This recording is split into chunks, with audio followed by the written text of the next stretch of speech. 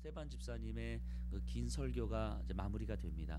스테반 집사님의 이 설교는 구약의 역사를 그리스도의 관점에서 어떻게 볼 것인가에 대한 매우 중요한 설교를 보여줍니다. 스테반 집사님이 사람들에게 성전에서 예수를 전할 때 사내들인 공회원 그 당시 사람들이 또 이렇게 어떤 질문을 던졌을 때 그에 대한 사도 바울 선생님의 예수에 대한 변호를 하는 장면인데요. 설교를 하면서 아마 스테반 집사님은 그 유대인들 그리고 사내들인 공회원들 앞에서 하나님께서 구약의 역사를 어떻게 허락하셨고 어떻게 이끌어 가시는지에 대해서 설명하면서 인물 3명을 언급을 합니다. 첫 번째 아브라함을 언급을 하는데요. 그 7장 앞부분에서 아브라함을 언급하면서 자신의 설교를 듣고 있는 이 유대인들, 구약의 율법을 철저하게 공부했고 제사장 훈련도 받았고 율법학자로서의 훈련도 받았고 많은 사람들에게 율법을 가르치는 사람들, 그래서 구약의 율법에 대해서는 누구보다도 잘 알고 있다고 하는 그때 당시 사람들에게 구약을 이야기하면서 특히 아브라함을 이야기하면서 하나님께서 아브라함을 이 땅에 허락하신 이유, 아브라함을 통하여서 한 나라를 허락하신 이유를 설명하면서 너희들은 그 아브라함을 온전히 이해도 하지 못하고 있다라고 이야기를 합니다. 그리고 두 번째 요셉을 언급하면서 요셉의 형들이 요셉에게 했던 그 짓을 너희들도 여전히 그대로 하고 있다라고 언급을 하고 있고요. 세 번째는 모세를 언급하면서 위대한 율법, 구약의 입법자로서의 모세, 하나님의 율법을 받고 하나님의 율법을 선포했던 자로서의 모세에 대해서도 너희들은 여전히 이해를 못하고 있다. 그래서 너희의 조상들이 선지자를 잡아 죽였던 것처럼 너희도 여전히 그 조상들과 같은 짓을 하고 있다라고 스테반 집사님 계속 설교를 하고 있습니다. 그렇게 설교가 마무리됐어요. 그러면서 오늘 54절부터 읽었는데 51절에 가서 보면 이렇게 표현이 됩니다. 그들을 향하여서 목이 곧고 마음과 귀의 할례를 받지 못한 사람들아, 목이 곧고 마음과 귀의 할례를 받지 못한 사람들아. 자, 이게 무슨 말입니까? 목이 곧고 마음과 귀의 할례를 받지 못한 사람들아. 자, 할례를 받지 못했다. 하나님의 백성이 되기 위해서 할례라고 하는 하나의 절차를 통과해야 되는 것인데 할례를 받지 못한 자들아. 자, 이게 무슨 말입니까? 유대 설교를 듣는 사람들로 하여금 당신들은 누구라고 이야기하고 있는 거예요? 이방인과 같다라고 이야기를 하는 거죠. 이방인과 같다. 목이 곧고 마음과 귀의 할례를 받지 못한 사람들아, 이 이방인과 같은 자들아 라고 스테반 집사님이 유대인들을 향하여서 선포하고 있는 장면입니다. 자, 이 말을 들은 설교를 듣고 있는 사내들인 공회원 또는 당시 종교 지도자들의 마음이 어땠을 것 같아요? 네, 그렇죠.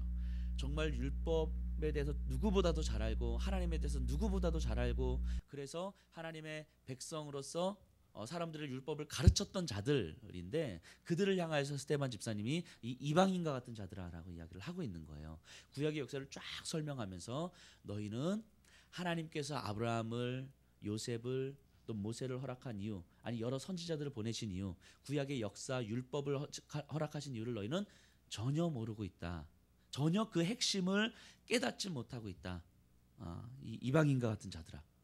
이게 스테반 집사님의 설교의 결론이었습니다. 그래서 그 설교를 들었던 사람들의 반응이 이 54절이에요. 그들이 이 말을 듣고 마음에 찔려 그를 향하여 이를 갈거늘. 그들은 스테반 집사님의 설교를 듣고 뭔가 반박할 말은 없는데 마음에서 찔림은 있었지만 분노의 이를 갈고 있는 것입니다. 분노의 이를. 즉 스테반 집사님의 말을 그들의 영혼으로 전혀 받아들이지 못하고 있는 거죠. 자신의 사회적 위치와 자신이 갖고 있는 지식과 경험과 이런 것들로 판단하고 있기 때문에 영혼으로 도저히 받아들이지 못하는 거예요. 사도 바울이요 이렇게 고린도전서에서 이렇게 이야기를 합니다. 2장 8절에서 이 지혜는 세상의 관원이 하나도 알지 못하였나니 만일 알았다면 영광의 주를 십자가에 못 박지 아니하였으리라. 이 지혜는 세상의 관원이 알지 못하였나니, 세상의 관원이 알 수 없다라고 이야기를 하는 거예요. 알 수 없다. 만약에 알 수 있었다면 영광의 주를 십자가에 못 박지 아니하였을 것이라고. 즉 알 수 없다라고 이야기합니다. 2장 14절 고린도전서 2장 14절에서요. 육에 속한 사람은 하나님의 성령의 일을 받지 아니하나니. 육에 속한 사람은 하나님의 성령의 일을 받지 아니하나니. 왜 받지 않습니까? 저희에게는 미련하게 보이며 또 깨닫지 못하나니. 깨닫지 못하기 때문에 받지 못한다라고 이야기를 합니다. 근데 왜 깨닫지 못합니까? 이런 일은 영적으로라야 분별함이니라. 영적으로 분별해서 깨닫고 그래서 하나님의 지혜를 받아들여야 되는 것인데 영적으로 분별할 수 있는 능력이 없고 그러니까 깨달을 수가 없고 그러니까 받아들일 수가 없다는 이야기예요. 누가요? 불신자들이요. 불신자들이. 신앙이 없는 자들이요. 그러니까 영적으로 분별할 수 없는 자들이 신앙이 없는 자들, 비그리스도인들인 거죠. 바꿔 말하면 그리스도인들은 영적으로 분별할 수 있고 깨달을 수 있고 받아들일 수 있다라고 하는 거죠. 이 하나님의 지혜를 받아들일 수 있다라고 이야기하는 거죠.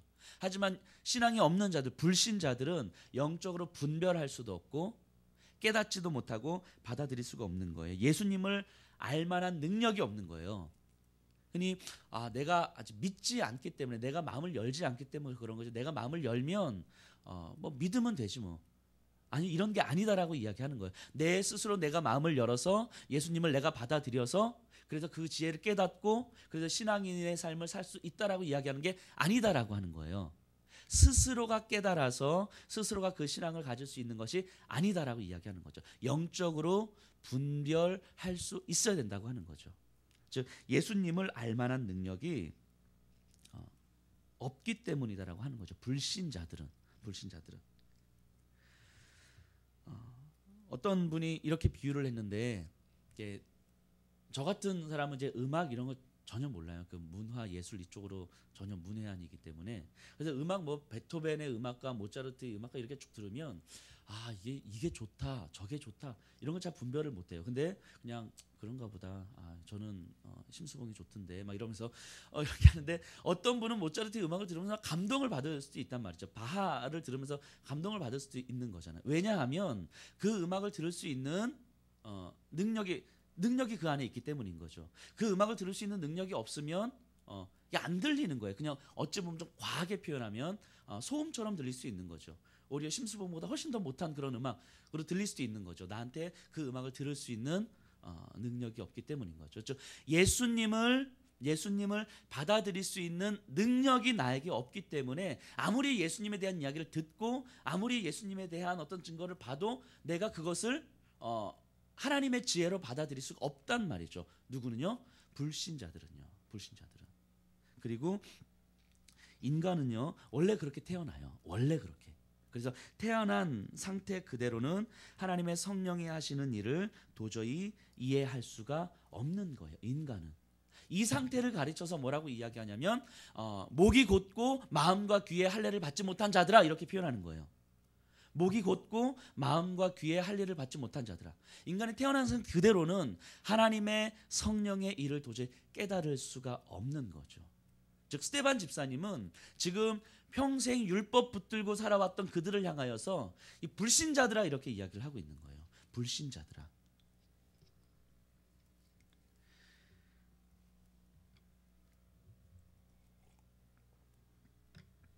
우리들의 상태, 인간의 상태가 원래 이런 상태라고 하는 거죠. 에베소서에서 말씀드렸던 것처럼 우리는 허물과 죄로 죽은 상태다라고 이야기를 합니다. 허물과 죄로 죽은 상태.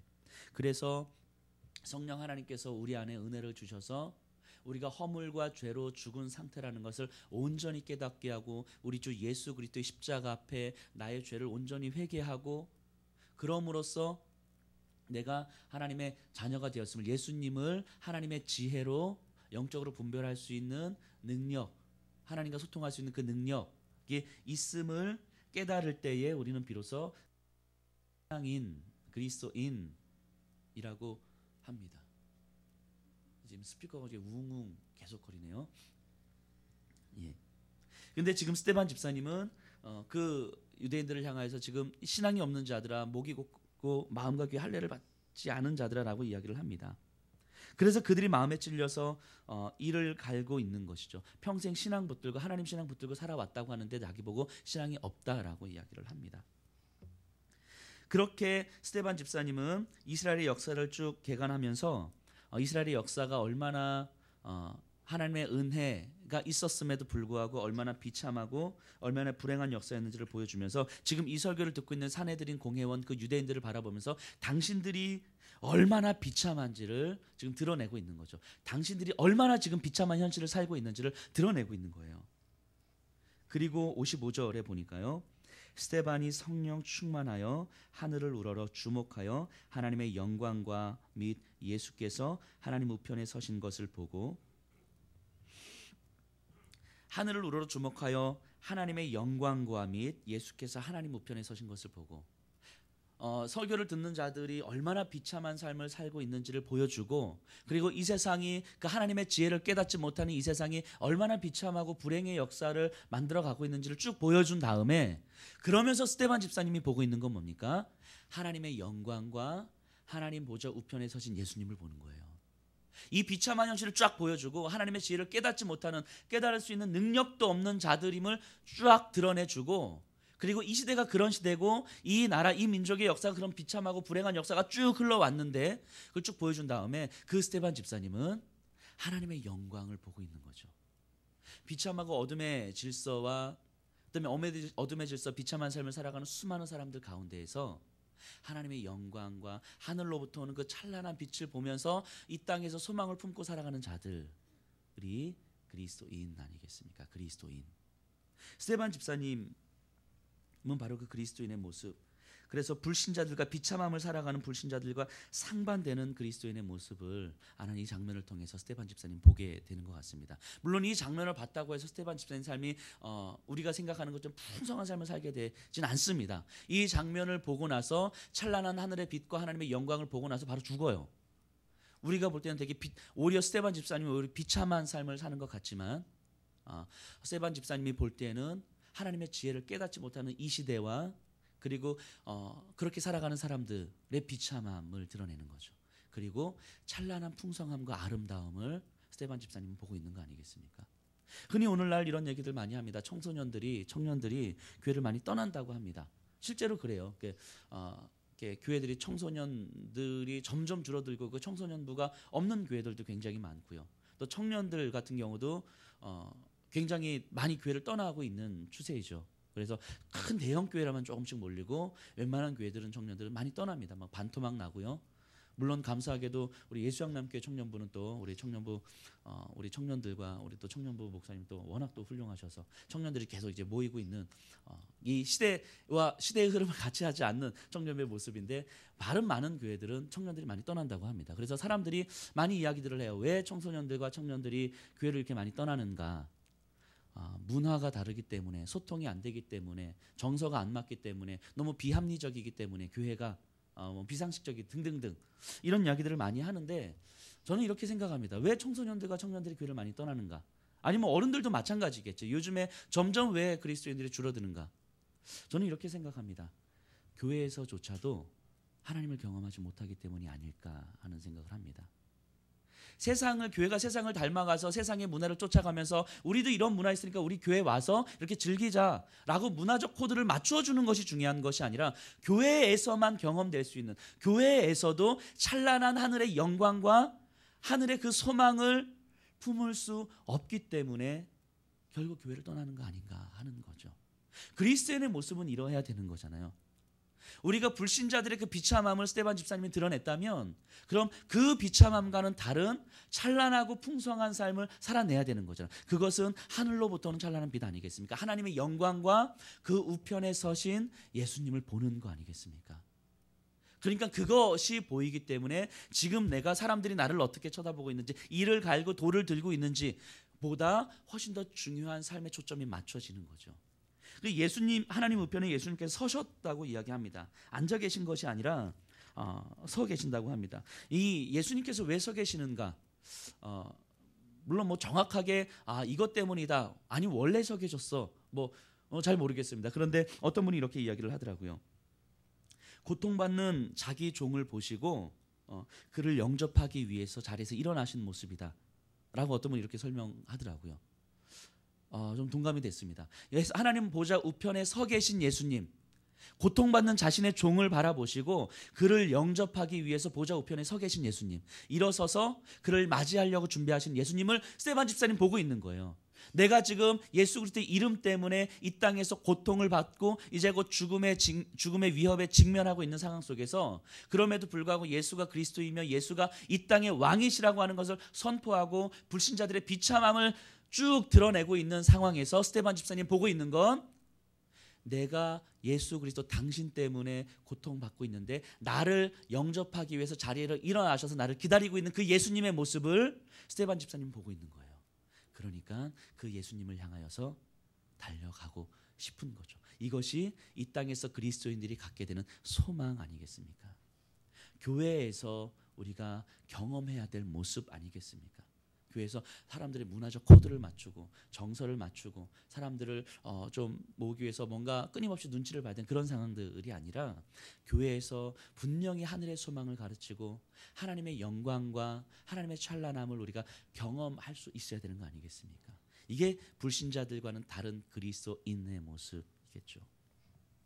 그래서 그것을 이야기합니다. 스데반 집사님이 말하되 보라 하늘이 열리고 인자가 하나님 우편에 서신 것을 보노라 한데, 인자가 예수님이 하나님 우편에 서신 것을 보노라 한데, 너희가 죽인 그 예수가, 너희가 십자가에 죽인 그 예수가 지금 하나님 우편에서 나를 기다리고 있다. 나를 기다리고 있다. 내가 예수 이름을 위하여서 지금 이 상황에 직면인 나를 바라보시고 나를 기다리고 있다. 너희가 나를 죽인다 할지라도 나를 기다리고 있는 예수에게로 내가 다시 가는 것이다 라고 지금 이야기하고 있는 것이죠. 그래서 57절에 그들이 큰 소리를 지르며 귀를 막고 들을 수가 없는 거예요. 들을 수가 없는 거예요. 큰 소리를 지르며 귀를 막고 일제히 그에게 달려들어 성 밖으로 내치고 돌로 칠세 증인들이 옷을 벗어 사울이라 하는 청년의 발 앞에 두니라. 이 스데반이라고 하는 사람은 율법적으로 죽어 마땅한 자다라고 하는 것을 이제 확증하는 겁니다. 그래서 그것을 보증하고 있는 청년 신학자 사울 앞에 자신의 옷을 벗어서 던지죠. 그 사울이 다 책임을 지겠다는 이야기죠. 59절에 그들이 돌로 스데반을 치니 스데반이 부르짖어 이르되 주 예수여 내 영혼을 받으시옵소서. 주 예수여, 내가 죽고 있는 가운데 주 예수여 내 영혼을 받으시옵소서. 이 주 예수여는 누굽니까? 지금 자신을 영접하기 위해서 하나님 보좌 우편에서 서서 나를 기다리고 있는 예수 아니겠습니까? 그 예수님을 향해서 지금 나를 기다리고 있는 그 예수, 나를 바라보시면서 고통받는 자신의 종을 바라보시면서 여전히 마음 아파하고 눈물을 흘리시면서 나를 영접하려고 기다리고 있는 그 예수를 바라보면서 주 예수여 내 영혼을 받아 주시옵소서. 여기에 완전히 지금 초점이 맞춰져 있는 거죠. 스데반 집사님은 무릎을 꿇고 크게 불러 이르되 주여 이 죄를 그들에게 돌리지 마옵소서. 이 말을 하고 자니라. 자, 이 말을 하고 자니라. 자, 자니라 참 스데반 집사님의 죽음을 참 아름답게 묘사하고 있습니다. 이 5장에서 죽음이 나옵니다. 아나니아와 삽비라의 죽음이 나옵니다. 그 죽음을 묘사할 때 성경은 어떻게 묘사하고 있습니까? 혼이 떠나가니라. 굉장히 비참한 모습으로 그려지고 있어. 혼이 떠나가니라. 근데 스데반 집사님의 죽음을 보면서 자니라. 완전히 다른 거죠. 스데반 집사님을 죽이려고 하는 그들을 바라보면서 주여 이 죄를 그들에게 돌리지 마옵소서. 예수님이 하셨던 기도를 그대로 반복하고 있습니다. 좀 쉬운 말은 아닙니다. 쉬운 말은 아니죠. 자신을 죽이려고 하는 자들을 향하여서 주여 저들의 죄를 용서하옵소서. 결코 쉽지 않습니다. 그래서 자기의 원수를 사랑해야 됩니다 라고 이 강단에서 이렇게 설교하는 것이 쉽지 않습니다. 그것이 얼마나 어려운 일인지를 알기 때문인 거죠. 차라리 죽는 게 훨씬 더 나은 것처럼 얼마나 어려운 일인지를 아는 거죠. 우리 토요일 날 이상 목사님 오셔가지고 말씀 전해줄 때 그렇게 말씀하셨잖아요. 본인이 이제 고문을 당하셨는데 한 14년 정도가 지난 후에 고문받은 그 자리를 그대로 다시 갔는데 어떤 여자분이 만나서 이렇게 이야기를 하신 건데 이렇게 물어보신 거죠. 이상 목사님을 보면서 14년 전에 이곳에서 고문 받으셨죠. 그 당신을 고문한 그분들을 용서하셨습니까? 이렇게 물어봤다는 거예요. 그 이상 목사님한테. 불가능한 일 아닙니까? 불가능한 일. 자신을 죽음까지 몰아갔던, 그래서 정말 물리적으로 죽음까지 몰아가고 인격적으로 그렇게 못하게 자존심의 그 바닥까지 치게 만들었던, 그래서 정말 그 사람들 앞에서 내가 더 이상 인간이 아니었던 그런 경험을 하게 한 사람들을 용서하셨습니까? 라는 질문 자체가 어리석은 질문 아닙니까? 어리석은 질문. 근데 그러셨다고 하죠. 그 자신을 고문했던 그 중에 한 4명이 다 교회를 나가게 되고 그 중에 한 명이 이제 목사가 되었다는 이야기를 들으면서 자기 속으로 그렇게 기도를 했다고 하죠. 하나님, 저 이렇게 하나님께서 이렇게 일하시는 거라면 저 고문 다시 받아도 돼요. 이렇게 기도를 하셨다고 해요. 참 쉬운 말은 아닌 거죠. 스데반 집사님이요, 주여 저들의 죄를 용서하여 주옵소서. 너무너무 불가능에 가까운 일인 거죠. 그런데 너무너무 힘들고 너무너무 어려운데 근데 불가능하진 않는 것 같아요. 불가능하진 않는 것 같아요. 너무너무 어려운데 불가능하진 않은 것 같아요. 가능할 수 있는 근거가 딱 하나가 있는 거죠. 스데반 집사님이 봤던 것처럼 고난받는 자신의 종을 영접하기 위해서 하나님 보좌 우편에서 서서 나를 받아주시기 위해서 영접하기 위해서 기다리시는 그 예수님의 내가 초점이 딱 맞춰지면 그러면 가능해질 수도 있는 거죠. 스데반 집사님은 그게 가능했던 분인 거죠. 그리고 하나님께서는 오늘날 저와 여기 계신 분들에게 그것이 가능하다라고 말씀하시는 거죠. 가능하다라고. 지금 당장 해야 돼 이걸 말씀하시는 것이 아니라 내가 그것을 허락했어라고 이야기하는 거죠. 하나님 보좌 우편에 서신 그 예수 그리스도를 볼 수 있는 눈을 허락하셨고 그것을 소망할 수 있는 힘을 허락하셨고 은혜를 허락하셨다고 말씀하시는 거죠. 그것이 이 땅에서 우리가 그리스도인으로서 신앙인으로서 살아가야 될 찬란함이라고 이야기하는 거죠. 그것이 그 찬란함이 우리를 지배할 때에 우리도 가능하다라고 하나님께서 보여주시는 것 같습니다. 그리고 8장 1절로 넘어가면서 교회 이제 핍박이 이루어집니다. 그래서 스데반 집사님의 죽음을 통하여서 교회 예수 믿는 자들에 대한 핍박이 이루어집니다. 그래서 사람들이 다 흩어집니다. 사람들은 이렇게 생각했을지 모르겠습니다. 그 스데반 좀 조심하지. 이렇게 생각했을지 모르겠습니다. 좀 조심하지 않아? 좀 기다렸다가 하든가. 분위기 좀 파악하지. 그 한 사람 때문에 우리가 좀 다 흩어져야 되잖아. 이렇게 생각했을지도 모르겠습니다. 물론 이건 제 상상이에요. 생각했을지도 모르겠습니다. 그런데 성경은 어떻게 그리냐면 다 흩어졌고요. 그리고 사람들은 다 잡혀다가 옥에 다 끌려갑니다. 끌려가요. 굉장히 불평할 만한 상황입니다. 근데 이후의 역사를 보면 하나님께서 옥으로 잡혀 보내게 하시고 그다음에 각 지방으로 다 흩어 보냈는데 그냥 아주 단순하게 표현합니다. 흩어진 자들이 있는 그곳에서 복음을 전하니라. 매우 단순하게 표현해. 흩어진 자들이 있는 그곳에서 복음을 전한 거예요. 누구 때문이야?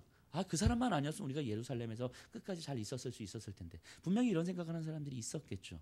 그런데 하나님의 일하심과 하나님의 보내주심에 대해서 우리가 해야 되는 것, 그리스도인이 해야 되는 것은 내가 어떤 상황, 어떤 환경, 내가 원하는 곳, 원하지 않는 곳, 내 마음이 즐거운 상태, 즐겁지 않은 상태, 이것과 상관없이 내가 있는 그곳에서 내가 해야 되는, 평생 해야 되는 그것은 뭐냐면 예수를 전하는 거죠. 예수를 전하는 거. 예수가 우리의 왕임을 전하고 그렇게 살아내는 거죠. 그것 때문에 하나님은 우리를 이곳에 허락하신 거 아니겠습니까?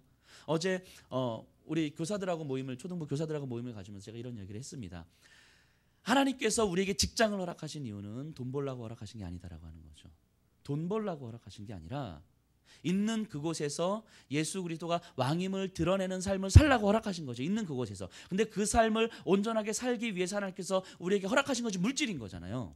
그렇죠? 돈이 중요하지 않다가 아니에요. 그래서 월급 안 줘도 끝까지 회사 다녀. 이걸 이야기하는 거 아닙니다. 월급 안 주면 진지하게 고려해 보셔야 돼요. 근데 돈을 버는 것이 목적이기 때문에 우리에게 회사를 허락하신 것이 아니다라고 하는 거예요. 우리를 허락하신 이유가 있는 거죠. 그곳에서 우리가 평생 동안 우리가 초점을 맞추고 해야 될 그 일이 있는 거예요. 그것이 가정이든 직장이든 교회든 어디든 학교든 어디든. 그리고 그것을 온전하게 잘 살아내도록 하기 위해서 하나님께서 여러 가지 상황과 환경들을 허락해 주시는 거죠. 그것을 충분하게 살아내도록 하기 위해서. 아마 초대교회 사람들은 신자들은 그 하나님의 보내심의 이유를 충분하게 살아냈던 분들인 것 같습니다. 말씀을 좀 정리해 보도록 하겠습니다. 하나님, 오늘 이 새벽에 오는 저와 여기 계신 분들은 그리스도인입니다. 그리스도인. 예수님을 알 수 있는 능력을 은혜로 받은 사람들. 그 태어난 상태 그대로의 상태가 아니라 태어난 상태에서 완전히 변화된 하나님 예수님을 알 수 있는 하나님의 지혜를 깨달을 수 있는 능력을 받은 사람들입니다. 그래서 불신자들과 같은 그 비참한 삶이 아닙니다. 비참한 삶이 아니에요. 예수님을 깨달을 수 있는 능력이 있고, 그래서 하나님 보좌와 하나님 보좌 우편에 서 계신, 나를 영접하기 위해서 기다리시며 서 계신 예수님을 볼 수 있는 사람들이에요. 그 찬란함과 풍성함이 지금 오늘을 살아가는 이 땅에 우리의 유일한 소망이 될 수 있는 사람들인 거죠. 그렇기 때문에 그 소망을 바라보고 붙들고 지금 우리가 있는 그곳에서 그 예수를 증거하는 삶이 오늘 우리의 삶이 아니겠습니까? 그 제가 오늘 읽어드리려고 잠깐 책의 일부를 가져왔는데, 요 짧게 한 2분 정도만 제가 읽어드리고 마치도록 하겠습니다. 2, 3세기경에 기독교 변증서인 디오그네투스라고 하는 책에 나오는 일부예요. 초대교회 신자들의 모습을 그리고 있는 글인데요. 짧게 제가 이 부분만 읽어드리고 마치도록 하겠습니다. 초대교회 그리스도인들을 향한 이야기입니다. 그들은 공동 식사는 하지만 공동으로 잠자리를 하지 않는다. 그들은 육체를 가지고 있으나 육체의 정욕을 따라 살지는 않는다. 그들은 이 땅에서 삶을 영위하지만 하늘의 시민이다. 그들은 법률의 금지 사항을 준수하지만 동시에 생활로서 이 율법을 능가한다. 그들은 모든 사람을 사랑하면서도 모든 사람으로부터 박해를 받는다. 그들은 알려지지 않은 채 정죄를 받아 죽임을 당하지만 생명을 다시 얻는다. 그들은 가난하지만 많은 사람을 부욕해 한다. 그들은 모든 것이 부족하지만 모든 것이 넘친다. 그들은 경멸을 당하지만 바로 그 경멸 가운데서 영광을 받는다. 그들은 항상 험담을 들으면서도 옳다고 인정받는다. 그들은 책망을 받으면서도 축복한다. 그들은 모욕을 받으면서도 그 모욕을 영광으로 생각한다. 그들은 선행을 하면서도 악행자라고 처벌받는다. 처벌을 당하면서도 생명을 곧 얻을 것처럼 즐거워한다. 그들은 유대인들로부터 이방인이라고 공격을 당하고 헬라인으로부터 핍박을 받지만 그들을 미워하는 자들도 무슨 이유로 그렇게 증오하게 되었는지 그 까닭을 밝히지 못한다. 이게 그리스도인의 삶이었다고 디오그네투스에게 보내는 서신의 글에서는 이렇게 설명하고 있습니다. 오늘 우리의 삶이 이러하기를 간절하게 소원합니다. 기도하겠습니다.